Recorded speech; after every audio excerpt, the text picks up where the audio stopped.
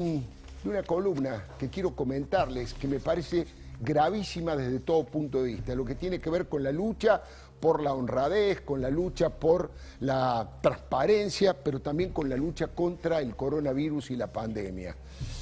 Mire, el presidente de la Nación, Alberto Fernández, el ex ministro de Salud, Ginés González García, y el laboratorio Pfizer deben decir la verdad. Tienen muchas preguntas que contestar con datos y documentos probatorios y sin tirar la pelota afuera. Primero, ante la opinión pública, después en los tribunales, en la causa que tiene abierta el doctor Julián Ercolini, y después en los Estados Unidos. Mire, un gerente de laboratorio multinacional, de una multinacional que no es Pfizer, me contó que esta empresa farmacéutica probablemente se haya autodenunciado en una corte norteamericana. Y que si eso no ocurrió todavía, bueno, cualquier damnificado podría abrir una causa en esos tribunales de Estados Unidos y de esa manera obligar a Pfizer a contar la rigurosa verdad de los hechos. El escándalo y el oscurantismo que hay alrededor de esta compra no realizada de 13, 14 millones de vacunas tiene dimensiones de extrema gravedad institucional. Estamos hablando de una causa que se podría convertir en una de las más graves de la historia argentina. Superamos ya los 75.000 muertos y muchos especialistas dicen que podríamos llegar al horror de los 100.000 muertos, producto, por supuesto, principalmente de la falta de vacunas. Y resulta que este gobierno no compró los 13, 14 millones de dosis que la farmacéutica tenía previsto como prioridad para nuestro país. Pfizer debe decir lo que pasó, y además qué está pasando ahora, porque Brasil acaba de adquirir 200 millones de vacunas en 2 etapas, México compró 50 millones de dosis, la Unión Europea ya reservó 1.800 millones de dosis, escuchó, 1.800 millones de dosis. Ahora, Argentina, ¿por qué motivo nosotros no tuvimos las vacunas? Y por ahora, además, ni siquiera hay una nueva negociación para tenerlas. Los argentinos necesitamos saber quién cometió esta locura y cuáles fueron los verdaderos motivos. El laboratorio utilizó la colaboración, escuche, de 5.762 voluntarios argentinos. Generosamente se prestaron a hacer conejillos de indias para las pruebas que se realizaron en el hospital militar. Ellos son los primeros que deberían tener las explicaciones correspondientes. Muchos se sumaron a esos experimentos, que han sido los más numerosos del mundo, porque lo encabezaba un infectólogo de mucho prestigio como el doctor Fernando Pollack. Y en aquella época Pollack respondía al llamado de los medios de comunicación, desarrollaba sus explicaciones, pero en un momento Pollack dejó de atender al periodismo, bajó su perfil a cero y no se sabe qué es lo que piensa de toda esta dolorosa situación. Por eso le digo, Pfizer debería explicar en los Estados Unidos si es cierto que el ministro Ginés le exigió que tuvieran un socio local en esta operación.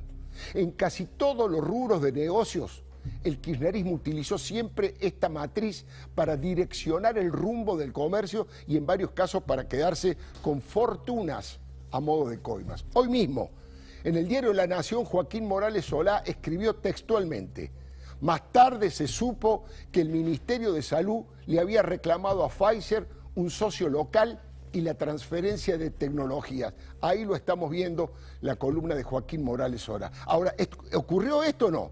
¿Le exigieron a Pfizer que se asociara a algún experto en mercados regulados, para decirlo con ironía?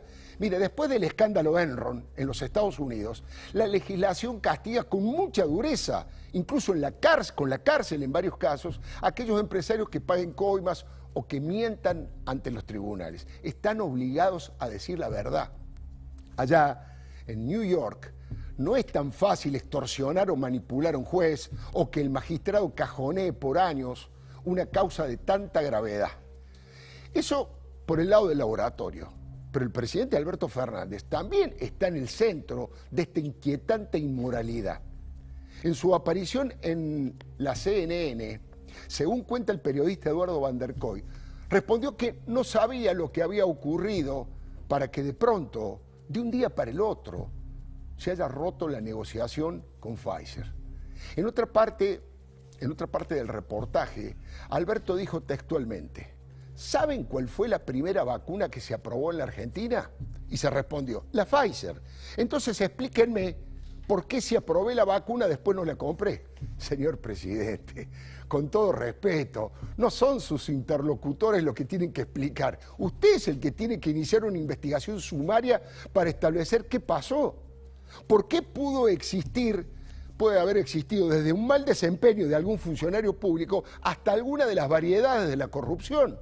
Y eso sería gravísimo, mucho más tratándose de la vida y de la muerte de los argentinos. Y si se cometió algún delito y el presidente lo sabía, o se enteró, lo averiguó después, como funcionario público está obligado a denunciarlo. Y si no lo hace, se convierte en cómplice o en encubridor. Y si no sabía el presidente, su responsabilidad es averiguar, porque la vida y su carrera política va a quedar marcada a fuego con este suceso.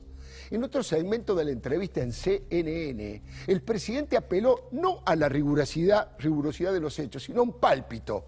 Dijo textualmente, yo la impresión que tengo es que en algún momento Estados Unidos resolvió preservar para su población todas las vacunas y Pfizer dijo, no firmo más contratos porque si tengo que dejar las vacunas en Estados Unidos no voy a poder cumplir.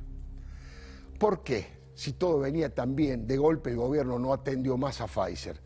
¿Por qué sacaron de la línea de negociación a Ginés con ese laboratorio y todo pasó directamente a manos de Vilma Ibarra y Cecilia Nicolini?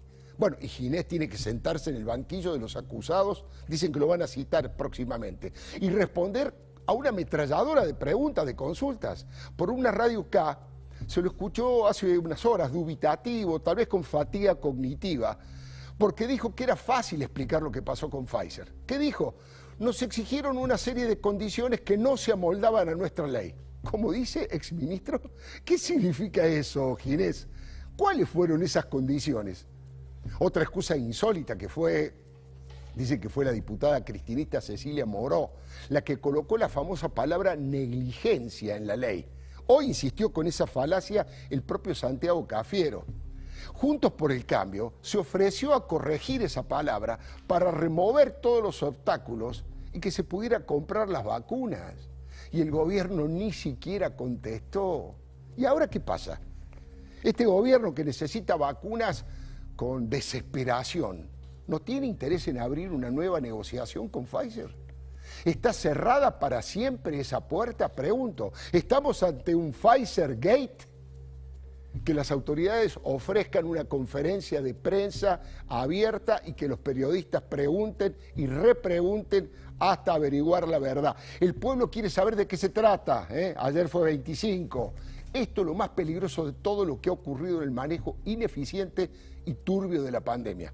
Pero también en algún momento van a tener que rendir cuentas sobre los traficantes de vacunas con Carlos Zanini y Horacio Berbisky a la cabeza, con las vacunas que fueron al hospital de Calafate y que no están registradas en ningún lado, con la militancia camporista inmunizada, con las aplicaciones en los locales partidarios y sindicales, con el rosario de barbaridades que dijeron y promesas que incumplieron.